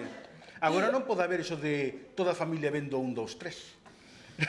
Bueno, algúns están por aí con algún programa de merda de tele. Cada un non sei está que, nunha Pero pantalla. ya no lo echan, ya no lo ponen, ¿no sabes? Pero sí que cambia eso de que non hai ese... É moi difícil que haxe un evento audiovisual de uso masivo na familia. De feito, e sobre todo as que estades máis para adiante, pero o dos sábados vendo toda a familia sentada vendo La Clave, Claro, claro. Dios mío, La Clave, que e con 5 anos estaba a salir, era un programa de debate maravilloso, pero bueno, non para 5 anos. Pero agora hai uns debates, Ademais. hai uns debates moi entretidos en Telecinco as 24 horas do día. Sí. E falando de debate, ademais, Divertido, Noa, entretenido. falabas antes precisamente deses usuarios de Twitter que exixen en xeral. Eu quería tamén preguntarvos se credes que hai formas de ser e que cambian a través da tecnoloxía. É dicir, hai persoas que as redes sociais e as novas tecnoloxías facilitanlle moitísimo as cousas a hora de relacionarse, xente que lle custa máis relacionarse en persoa e que grazas ás redes pois que teñen aí un sitio no que refuxiarse de alguna maneira, non só nas redes sociais, tamén nos videoxogos, non só, refírome, hai máis tecnoloxías onde pasa isto, pero despois tamén hai unha tendencia un pouco a despersonalizar as contas, por exemplo, de Twitter e de Facebook e a volvernos auténticos demos. Estades de acordo con todo iso? Sobre todo pregunto porque tamén me interesa o teu punto de vista de como evolucionou un pouco o papel dunha persoa no mundo da política por culpa das redes sociais, de que tes que ter un perfil, tes que coidalo e, por suposto, estar exposto a todas as críticas ou afagos que che poden facer a través das redes sociais. Sí, eu non son a mellor persoa probablemente para falar disto porque eu interactuaba máis nas redes sociais antes de dedicarme á política, que levo uns meses, que agora, precisamente por iso. Unha, porque xa antes, no meu traballo, ademais de ser xornalista, levaba as redes sociais, e demais, e sabía todo isto, o sea, esa ansiedade por preguntar, por contestar, por que lle conteste xa, e no mundo da política é terrible, e eu recordo cando cando gañamos as eleccións, que alguén me dixo, Noa, o teu perfil de Facebook é moi de colegas, vas ter que facelo. E digo, vou ter que facer que? Claro, a ver, terás que facelo máis aberto e haberá que sin nin de broma, o sea, teño o meu perfil de Facebook para unhas cousas e teño de Twitter para e o que teño, e cada día me arrepinto de telo, sempre digo que vou romper con eles, pero ao final non son capaz, porque é certo que son adicta a Twitter e me informo por Twitter. Sí. Teño vos informantes, non por calquera persoa, que eso tamén hai que daría para outro debate. Tamén daría para outro debate totalmente diferente. Pero sí que hai auténticos depredadores nas redes e xente con moitísimo tempo que non sei de onde o quita, pero é xente que ao mellor na súa vida diaria é normal, entre comillas, non? Sí, e despois, bueno, os trolls, os perfis falsos, porque esta é unha das cuestións que ten mala a tecnoloxía, porque eu penso que son... Malo ou non tan malo, Twitter, pero... Porque, a ver, se un fulano destes que está frustrado no traballo e na familia, non sei que tal, ponse diante dun Twitter, colle un perfil dese troll, empeza, Galloso, retírate, non sei que tal, despois non entra nun instituto cunha recortada e empeza a matar xente, Bueno, pero pobre Galloso, quero dicir, entendo, pode ser, pero o que ten que aguantar Galloso... Os trolls moitas veces son... O que ten que aguantar Galloso, Sí, bueno, xa non ten... xa só ten Instagram porque o pobre, porque é afable o Instagram, senón. Pero sí que é certo que hai a proliferación de xente que descarga a súa enerxía máis negativa en tal, e a miña recomendación sempre é que se ti tes tempo e queres dedicar como política, por exemplo, tempo a contestar eses a toda esa xente, ben, pero para iso necesitarías 2 horas ao día. Entón, por exemplo, non contesto nunca. E non é por non contestar, é porque non teño tempo, porque non, é que non teño tempo. O sea, eu vivo ou contesto redes. Entón, non, pero e logo outra cuestión que no caso das redes sociais, por exemplo, cos políticos e coa xente que tampouco se dedica a política, pero hai unha cuestión que é o que falabas da despersonalización.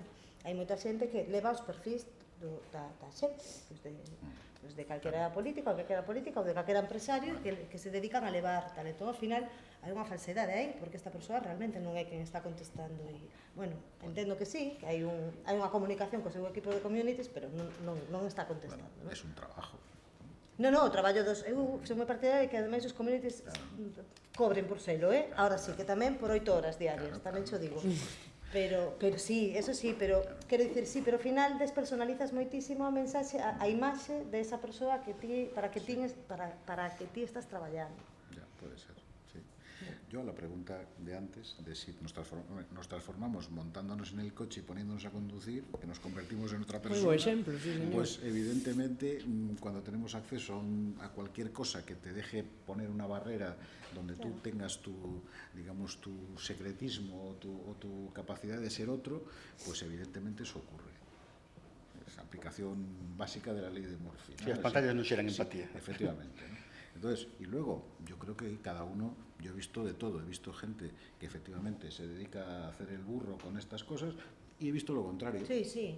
También, o sea, bueno, pues todo depende de digamos, qué faceta saques o qué intención tengas tú con esto. Yo, desde luego, sinceramente, no tengo tiempo para dedicarme a las redes sociales. Yo creo que el uso que hago es cuando me aburro en una cafetería, una cosa así, digo, voy a ver el Twitter a ver qué hay, o tal, pero dedicarle tiempo de mi vida a esto, pues la verdad me cuesta bastante, por ejemplo, ¿no? Transformación, por supuesto. De hecho, como bien sabemos, los entornos son variados. Yo el primer contacto que tuve con esto históricamente fue Second Life, por ejemplo, que a lo mejor nadie sabe lo que es Second Life. Esto lo montó Manuel Zamora, que es un amiguete además, que era el representante de Aviador Dro y los obreros especializados, que yo lo conozco personalmente. Y dice, nos hemos montado esto. Dice, ¿y esto para qué vale? No, esto te metes ahí y resulta que eres otra persona y tienes una vida paralela y ahí puedes hacer un montón de cosas. Se pensaba que iba a ser un gran negocio y fue un desastre. Algunos fixeron moitos cartos. Bueno, algunos sí, pero incluso bancos, había bancos virtuales, veías el BBVA, ahí en Second Life, veías una serie de cosas, eras como un muñeco de un videojuego que andabas por ahí, te encontrabas con gente y tal, pero claro, aquello era un no parar, es decir, o estabas allí 10 horas al día o no te enterabas de nada. Claro, no tenía nada que ver con lo que ahora estamos planteando. Algunos videojuegos están ahí, algunos que son hasta negocios. Sabemos que hay empresas chinas, por ejemplo, que se dedican a ganar premios en videojuegos y a convertirlos en dinero. Y hay gente trabajando en eso.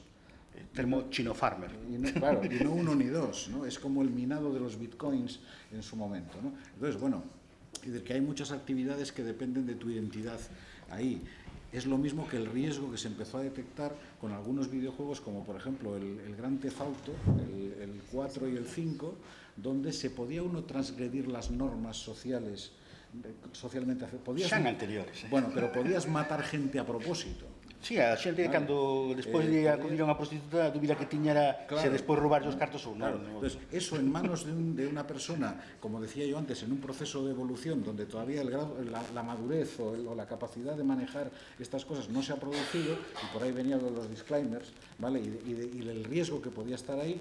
Oye, yo personalmente, yo he intervenido retirando eso del catálogo de juegos porque el efecto que estaba produciendo respecto a la valoración, digamos, moral o de lo socialmente aceptado, que era aquello de ir por ahí disparándole a cualquier cosa que se moviese, y eso parecía que se trasladaba a los valores reales, ¿no? Es como la influencia que pueden tener otras importaciones u otras cuestiones. El señor que hace el videojuego no está teniendo en cuenta el impacto social o el impacto en la personalidad o lo que tú quieras de lo que ha fabricado como videojuego. Tamén hai que ter en conta que a xente que fai videoxogo por detrás pon un código de idades, explica os contidos, e despois na tenda de videoxogos, incluso cando hai un neno, dinlle que non o pode comprar, pero despois chega o pai e compra o Claro, pues por eso. Que iso aí tamén pues é la cosa se complica, sí, ¿no? Antes de que marche Marcus, probablemente vamos facer a rolda Sí, de preguntas. Non sei se queredes engadir antes de rematar. Eu creio que unha das cousas que realmente teñen o das redes sociais que para min é moi importante é o feito de poder xuntar comunidades que antes eran de nicho. O sea, eu séntome moi representado polo colectivo friki, que éramos unha minoría moi grande, e que agora somos case unha maioría global, pero simplemente porque temos visibilidade e temos facilidades para contactar entre nós. Que a xente fala mal da globalización, pero ao final... Pero que antes había 2 ou 3 frikis por cada vila, éramos colegas entre nós e non había máis. E agora somos unha comunidade global que imos dominar o mundo. Grazas a iso, a grazas a internet. Con el permiso de nuestro padre Darth Vader.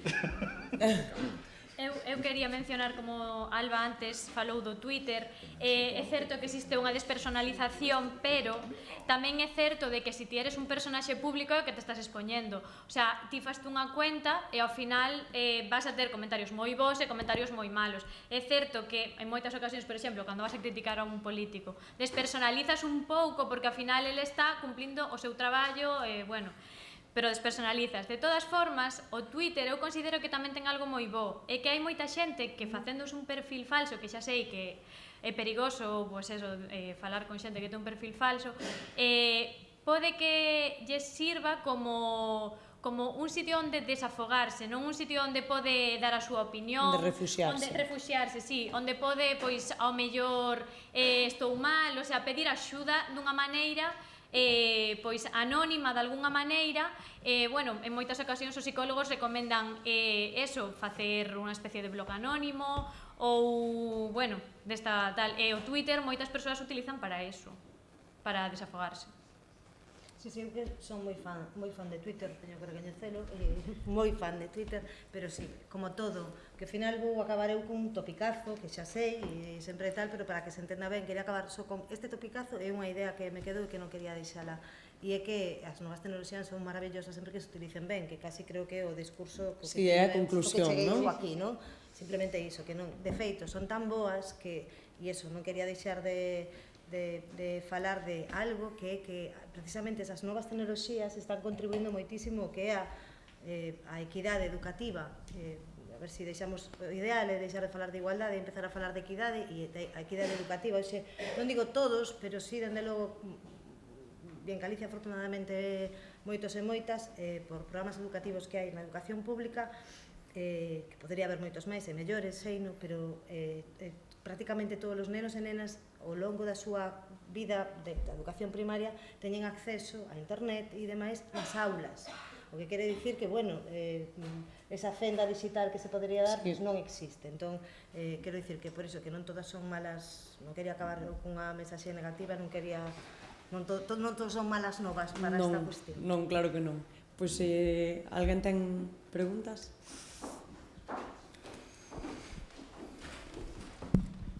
Non vale preguntar a clave da wifi, No. Bueno, yo quería hacer... bueno, me ha gustado mucho el debate y agradeceros la intervención a todos. Mi pregunta o reflexión es, con estas redes sociales, con Twitter, con Facebook, estamos expuestos a una cantidad de información brutal, o sea, y no tardamos más de 20 segundos en procesarla, en leer una noticia, el titular, no quiero saber qué porcentaje entra en la noticia, y en esos 20 segundos nos formamos una opinión. A partir de ahí nos llega un mensaje de WhatsApp, lo abrimos, nos llega un correo, lo abrimos. ¿Hasta qué punto esa bombardeo de estímulos nos impide luego en otros ámbitos de la vida mantener una atención pues, sostenida o la que requiere el momento? Y también la necesidad de formarse una opinión en base a esto, que tú ves un tema en Twitter o en Facebook y hay un montón de gente que siente la necesidad de opinar, de dar su punto de vista, aunque no haya dedicado más de eso, 20 segundos, a formarse la opinión. Entonces, este tipo de dinámicas yo creo que está polarizando de manera brutal las opiniones sociales, o sea, la opinión pública en base a temas que no hay una mínima reflexión. No sé cuál es vuestra opinión o... Tiñao tal cal apuntado para sacar o tema en algún momento, tal cal como dixestes, coa polarización, coa excesiva información que recibimos, o que pasa que non xurdín. Así que, perfecto que o preguntaran. A verdade é que son dos temas que está de actualidade nos últimos anos, precisamente por culpa de Facebook, por estes detalles de poder utilizar a propia plataforma para poder mudar digamos que un resultado electoral a base simplemente de a desinformación. É desinformación de titulares, simplemente lendo moitos titulares que poden chamar a preocuparte sobre algo que acontece ao teu redor, pode facer que deixes de votar a quen está actualmente no goberno. O sea, que hai maneiras de manipular moi sutís que a xente non colle no curto prazo e que tens que mirar o panorama moi dende arriba para poder decatarte. E iso é o que nos está acontecendo agora, que somos manipulados sen sabelo. Nós non somos tampouco conscientes do manipulable que son as persoas, que realmente casi somos reactivos ás cousas, non reflexionamos como deberíamos e perdimos moito o asunto do sentido crítico que si teñamos noutro tempo cos medios de comunicación, porque non sabíamos máis ou menos de que corte era el país, de que corte era el mundo, según o xornal, segundo cando leras, pero que agora mesmo en Facebook, na rede en xeral, no móvil, todo o que se publica ten a mesma apariencia de verosimilitude, o sea, parece como que todos son medios de comunicación porque teñen un formato semellante. E iso é un problema moi grande. Hai que engadir eso moi curta e é que, ademais, gracias a estas novas redes, todas nos convertimos en fontes de información. Aquí hai algún xornalista que o sabe, e iso é un perigo. Cando ao longo de toda a carreira de xornalismo, no que máis, verdad, o que máis inciden é nas fontes, na veracidade das fontes. Claro, e ao final, agora, as fontes podemos ser calquera de nós, e ao final se chega precisamente entre a sobreexposición á información e entre a sobreinformación ou a sobreexposición á información e que esas fontes non son fiables porque cada un de nós se convierte nunha fonte, aí está todo o problema, claro. Concordo coa túa reflexión absolutamente, vamos, do principio ao fin. Yo te diría dos cosas. Una, la inteligencia artificial no ha llegado para eliminar a la inteligencia natural. Primera cuestión. Esa sigue existiendo y debe de existir, ¿vale?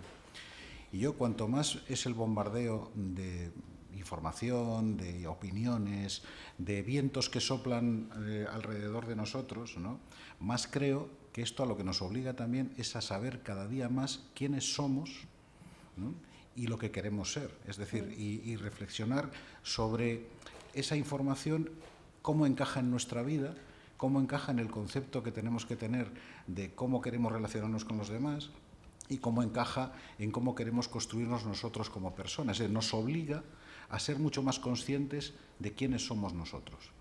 Y eso yo creo que esa perspectiva no deberíamos de perderla tampoco, es decir, porque todo lo demás gira en torno a lo que tú quieras ser, ¿no? Eu quería me disculpar porque vou ter que ausentarme, pero de paso, dentro desta mesma liña de respostas, recomendar, facendo un pouco de spam, unha charla que din hai uns anos no TEDx Galicia, que era precisamente díxomes ver para non creer. e facía unha escoma destes exemplos de cosas que nos chegan por WhatsApp ou por aí, na que tiro un vistazo, crees unha cousa que é unha canfurna, o sea, que cosas inventadas completamente, moitas veces para facer dano, pero que tendemos a crelo, e que, nun principio, se sabemos 4 pautas, saberemos distinguir o que é unha mentira do que, polo menos, parte de verdade. Ti querías comentar algo sobre iso? O sea, eu estou... Bueno, despedimos a Marcos, Chao, Fernández, chao, chao.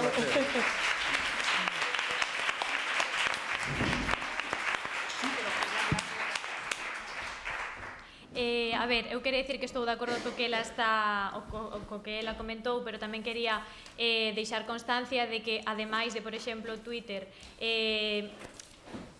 que sexa, o sea, é unha fonte de desinformación, pero tamén de información, porque en moitas ocasións, por exemplo, no caso da violencia de xénero, hai moitos datos que nos descoñecemos, e como que en Twitter, con fontes fiables, porque ás veces publicanse fontes fiables, fáisenos conscientes do problema social que hai, e ademais danos voz, por exemplo, as mulleres como partícipes dun movimento social que actualmente está, eu considero, no seu auxe.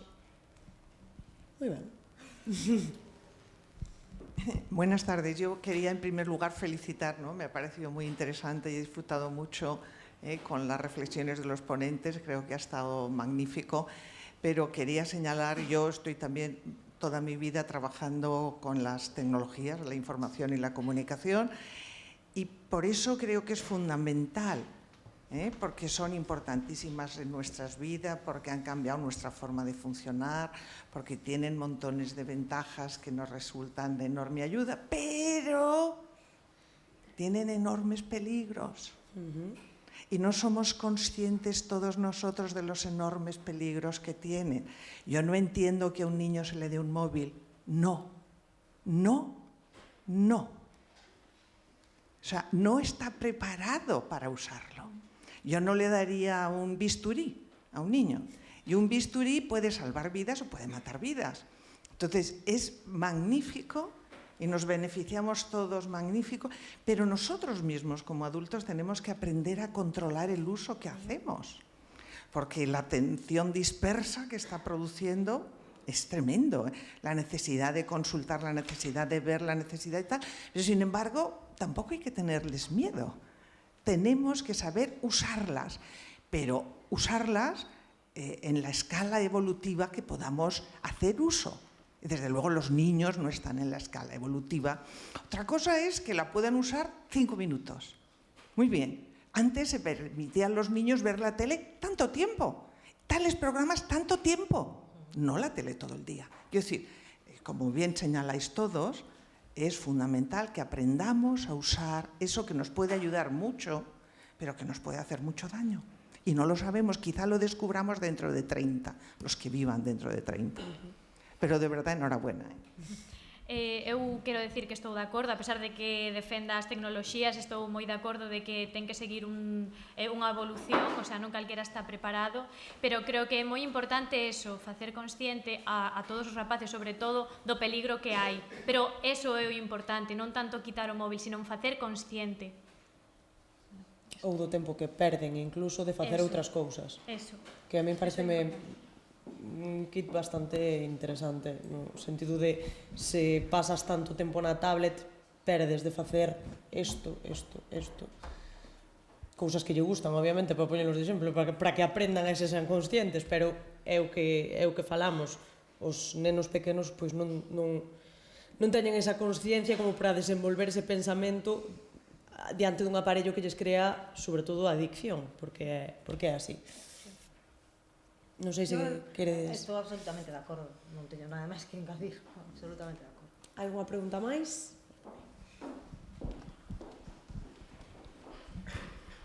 Bueno, lo mío no es una pregunta, es una reflexión que tuve sobre este tema.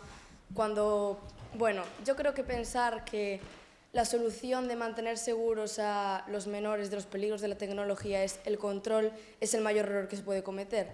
Porque un niño, si quiere estar en una red social, lo va a hacer a pesar que sus padres piensen que le controlen, porque hoy en día el acceso es lo más fácil del mundo y yo creo que lo que hay que hacer es educar en informar a esos niños de los peligros que tiene la tecnología, no en controlar eso.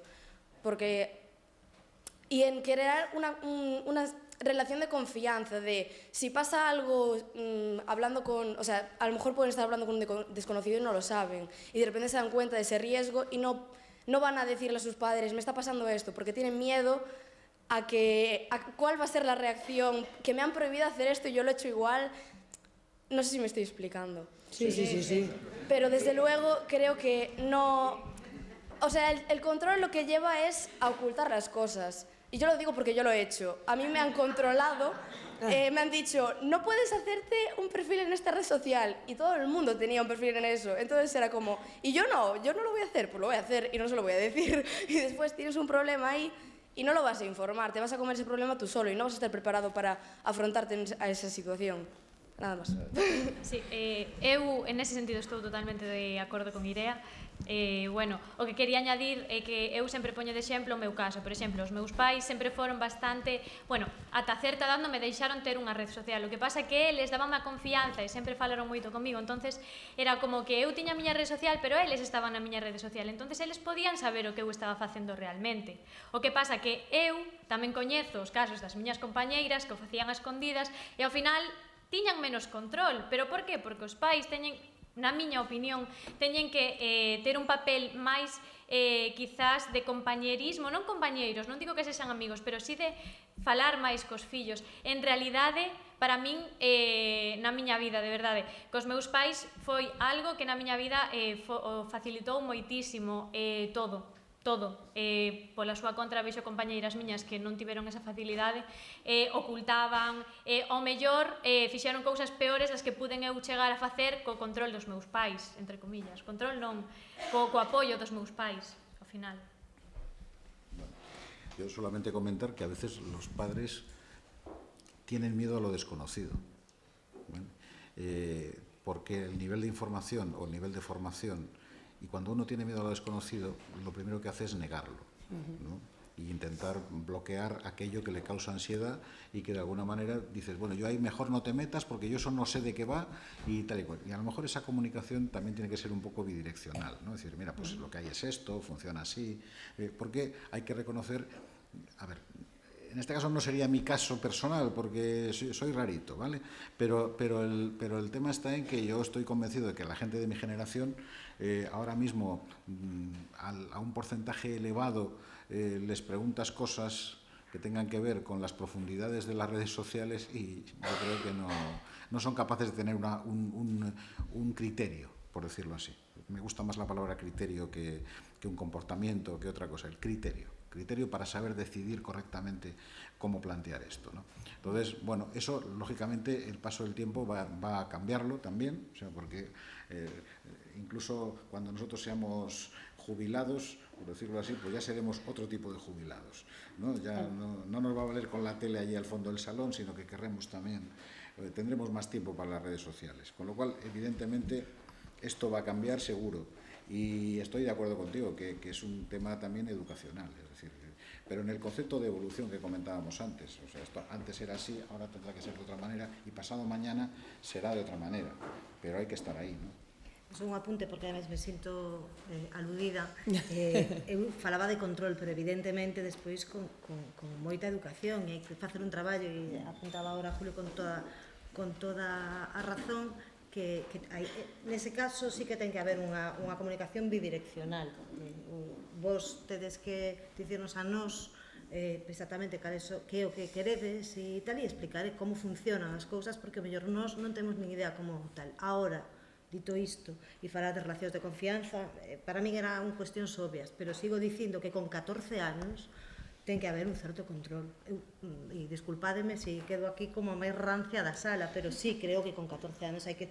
Pero non xa nin polas novas tecnoloxías, o mesmo que tivo a miña familia conmigo cando eu tiña 14 anos. É dicir, non creo que se xa con 14 anos unha persona o suficientemente, xa non digo adulta, responsable para tratar con determinados e mesmo movernos en mundos que as falcatoadas que podemos facer todos con 14 anos, e penso en min que fixen moitas con 14 anos, eran reais. Agora isto estamos falando de mundos virtuais e te estás movendo en unha cuestión que é complicada e complexa e que aínda vos, que sodes, xa non está, Marcos pode dicirlo, nativos digitais, aínda que non lle guste, pero non atopo aínda outro termo para falar de vos, pero eu creo que aínda así, sí que, bueno, perdín agora o fío, pero bueno, o que quería decir exactamente, que sí creo que existe. Estou maior.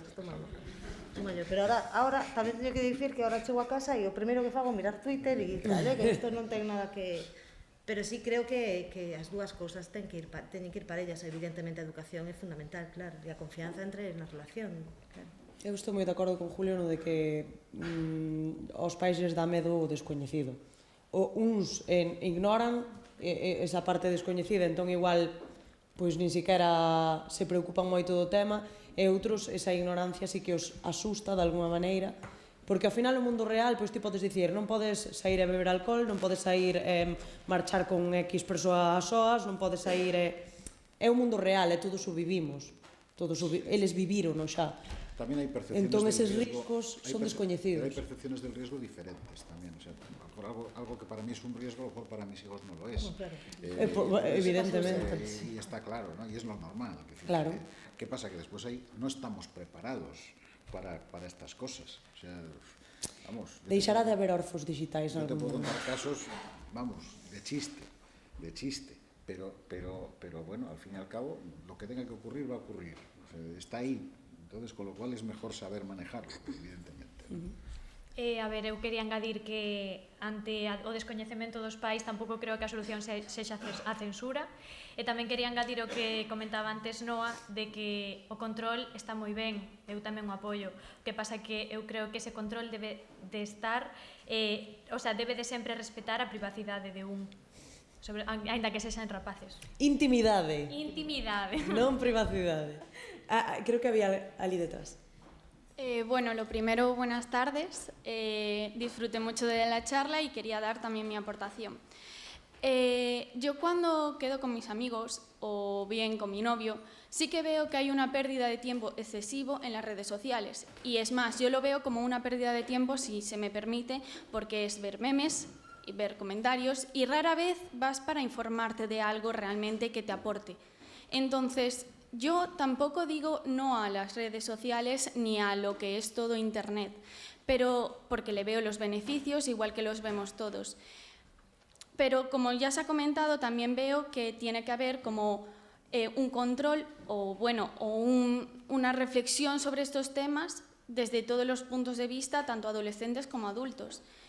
Pero la aportación que quiero dar es si se potencia, por ejemplo, el contacto humano, el querer estar más con la gente, no tanto con las redes sociales, o, no sé, estar en grupo, yo creo que sería, en vez de decir no a las redes sociales son malas, pues potenciar otras cosas, porque si estás perdiendo el tiempo en las redes sociales, yo lo veo que, por ejemplo, vas a tu casa, vas a tu habitación, te tumbas y empiezas a ver Twitter.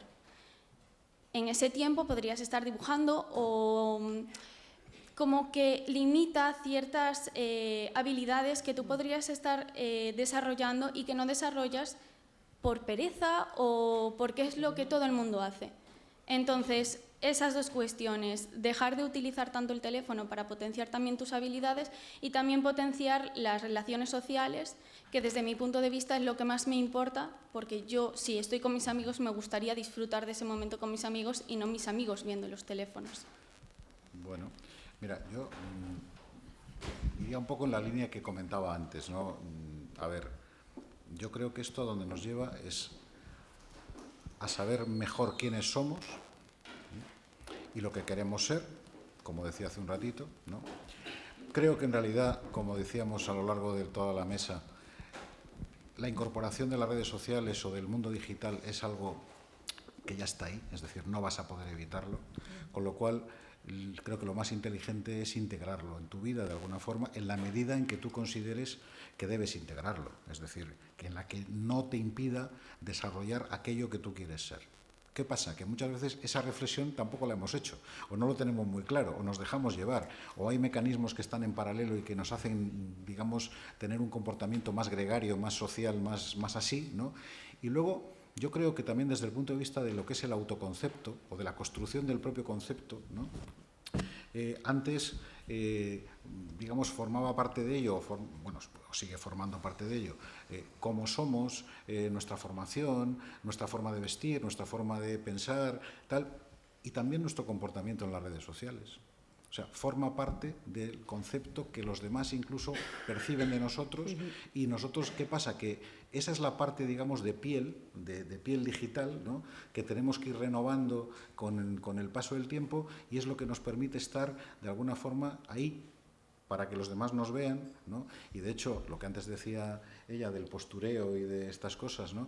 Pues yo qué necesidad tengo de contarle a todo el mundo por dónde voy de vacaciones o qué hago, o si me he encontrado un gato en la calle, pues no lo sé, ¿no? Pero en todo caso transmito un sentimiento a través de lo que publico en mis redes, participo de alguna manera, es una parte de mí que está ahí, ¿vale? Que antes no tenía y que me define como persona, ¿vale? Y que inconscientemente da información de quién soy yo. Porque vierto opiniones, vierto ocasiones, claro, digamos que lo diga alguien que está acostumbrado a interpretar cosas, ¿no? Pues dices, bueno, ¿y tú por qué has puesto el gato y no has puesto el perro, ¿no? O por qué has puesto no sé qué y no has puesto lo otro. Claro, después está el qué le atribuyes a todo esto. Bueno, pues te puedes equivocar como cualquier otra cosa, pero cada uno es muy libre, pues, de construirse a sí mismo. Pero el problema está en que creo que cuanto más herramienta tienes y cuanto más espacio tienes para hacerlo y cuanto más oportunidad de manifestarte de alguna manera, también desde el punto de vista personal, ¿no? Creo que está tu responsabilidad de decir, bueno, yo realmente, si no quiero perderme como persona, ¿no? Y no encontrarme a mí mismo en medio del lío, pues yo tengo que saber quién soy y tengo que saber por qué hago las cosas. Y yo creo que incluso eso es una parte, en mi opinión, positiva. Es decir, que el propio bombardeo, el propio caos, ¿no? te ayude a encontrarte y a saber yo qué quiero en medio de todo esto, ¿no? Bueno, no sé, es lo que se me ocurre contestar. Non sei, esta última reflexión fantástica, eu creo que o ideal sería que todos fixéramos esa reflexión, claro, porque, bueno, pues, probablemente non chegaríamos a situacións indesexables das que se podían falar antes, non? Para min o problema do que falabas agora é non tanto que pretendo ser nunha rede social, senón que traballamos, nese momento operamos na virtualidade, e moitas veces non somos capaces de distinguir a realidade da virtualidade, e aí onde pode haber algún certo risco, e como dicía, non creo que como individuos moitas de nós estemos preparados para pero hablamos de lo de antes, hablamos de madurar, hablamos de la única manera de distinguirlo es saber quién eres tú. E experimentando, sí, tamén, claro. Eu creo que habría que ser conscientes desa adicción que un pouco todos temos hoxe en día, porque eu creo que é inherente agora mesmo á sociedade, e que habería que aprender a xestionalo o noso tempo, tamén tendo en conta a nosa saúde, porque creo que sí que ao chegar a noite, se levas moitas horas diante do teléfono, a ansiedade é real. E digo porque eu son community tamén, e ao final a ansiedade é real. E, por outra parte, non sei, creo que se marchou a rapaza que preguntou. No, está ali ao fondo, vale. Para min ver memes non é perder o tempo, só direi eso. No, yo solo quería añadir, y luego el tema de maduración yo creo que es absolutamente fundamental. Yo creo que la generación, incluso gente más joven, ¿no? Que esta excelente ponente que tenemos joven, se han enfrentado a una situación que es nueva y cuyos padres también es nueva la situación. Y entonces se maneja como se puede. Y por descontado, las relaciones personales y la confianza es absolutamente fundamental. Y quizá la palabra control tiene un sentido peyorativo, pero yo quiero tener control de si mis hijos van al colegio o no van.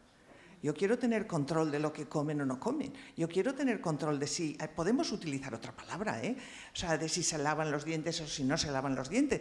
Yo quiero tener control si les han puesto las vacunas, si crecen adecuadamente, si montones y montones de... para ayudarles. Y obviamente la comunicación y la confianza es fundamental. Lo que tú has dicho de tus padres es fundamental. Pero el tema es que esto, como tú bien señales, genera adicción. Porque es un reforzador enormemente potente. Por lo tanto, le tenemos que tener respeto. y aprender a manejarlo solo. Eu estou de acordo co que estás dicindo. Por exemplo, os meus pais, ben é certo que sí que sempre contaron comigo, falaron moito comigo, pero parte, o sea, esa información que me tiñan que dar de ten cuidado porque pasa isto, ao final tamén maderon, o sea, tampouco creo que sexa excluinte, non? Unha cousa da outra. Algo máis? Hai algunha pregunta máis? Alio. Mira, eu quería engadir unha cousa. Son a máis xoven da mesa e son das poucas que non truxo o móvil, o sea, tampouco nos deixedes polo chan, Eu porque tiña que controlar o tempo, ¿Dónde lo has escondido? Tanto pequeño, ¿sabes qué tanto? Pero qué razón. Porque Bueno, Marcos tamén o tiña. Marcos tamén o tiña. Yo es que soy mayor y se me va la pinza, entonces... Ves, as excusas que utilizan sempre continuamente. Claro, autocomplacencia y tal. Gustaríame empezar agradecendo tanto pola xornada doxe como polas de onte antonte que me pareceron super interesantes. Non tiña pensado intervir, pero parece como que con todos os comentarios me fun vindo arriba, como que non me gustaría deixar pasar facer un símil, xa que falaron antes de conducir. A todo o mundo nos parece que poderíamos conducir ao mellor con 12 anos, porque somos moi capaces, pero non estamos suficientemente desarrollados como para ver todos os perigos que nos atopamos na carretera. Por eso hai un límite legal polo que non podemos conducir ata os 18, e nosos pais non nos lo dixan. Por qué? Porque terían unha sanción. Co do alcohol xa son máis flexibles, porque, bueno, emborrachaste, non teñen unha sanción, entonces, ao mellor, si estou responsabilizando un pouco os pais na maneira de educar, de que se teñen que informar máis no que tocan os seus fillos e todas as consecuencias que teñen. Porque, como estamos vendo, son moitas. É unha cousa a tecnoloxía, é o mellor xugar ca Nintendo, que é algo que eu estuve cando era pequena, e outra cousa é internet.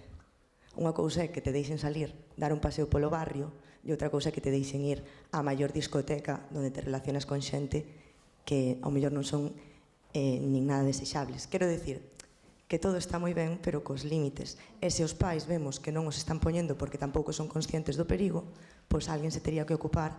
Digo, por exemplo, por eso de conducir, pois que meu pai foi sacar o carné de conducir no seu propio coche e hoxe en día nin se lle ocurriría deixarlle o carné ou o coche a alguén sin carné, porque é un delito super grave.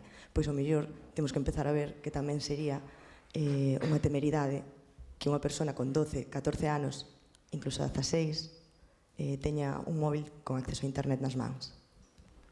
Gracias. Un carné tamén de utilización tecnolóxica. Estou totalmente de acordo, pero tamén quería engadir ao que ti estabas comentando que ás veces a idade cronolóxica non é un indicador fiable para o meu gusto. A idade, o sea, entendes, non? Sí.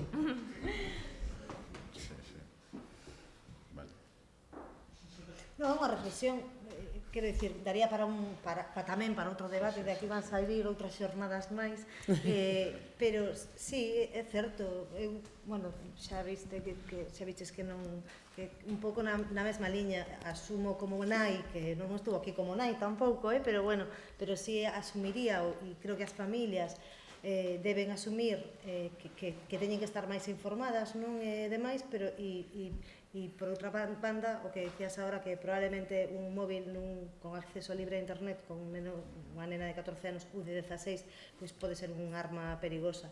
E aí entra o debate de se as administracións deberían poder facer algo a este respecto. Complicado e agora non daría xa nin para ahora mesmo abrir ese debate, non? Pero sí, sería algo mellor para reflexionar acerca da cuestión, parece interesante. Yo en relación a lo que planteabas, te voy a contar una cosa, una anécdota mía personal, ¿vale?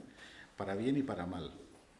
Yo aprendí a conducir a los 12 años con unos tacos de madera en los pedales del coche y me enseñó mi padre, ¿vale? ¿Qué quiero decir con esto? Que puedes aprender a hacer cosas, depende de quién te enseñe, con qué precauciones, de qué manera, ¿no? Y a lo mejor, pues bueno, los límites lógicamente están ahí, ¿no? Pero también te digo, ¿no? Aunque yo sea el mayorcito de aquí o el más mayor, ¿no? Pues también me gusta la transgresión, ¿vale? Y también me gusta la disrupción. y si no fuese así, pues no estaría haciendo lo que hago, ¿no? Pero el tema está en que, vuelvo a decir lo de antes, hay que estar bien informados, hay que conocer las cosas, más allá de lo aparente, ¿vale? Y sobre todo cuando alguien se plantea, bueno, pues tener contacto, a ver, ¿cómo voy yo a decirle ahora a estas alturas de la película a una persona de 14 o 16 años que no le voy a dar un móvil? Es que, vamos, me fulminan, ¿no? Entonces tendré que pensar en otra cosa, tendré que pensar en lo que decíamos antes, pues bueno, maduración, sí, competencia, sí, enseñar también, advertir también, filtros puede ser, y sobre todo hay que acompañar, ¿no? De alguna manera, porque si no acompañas, pues no acompañas. Alguna pregunta máis? A la de una, a la de dos? Pois daquela damos por rematada esta xornada, creo, se me dan permiso por aquí.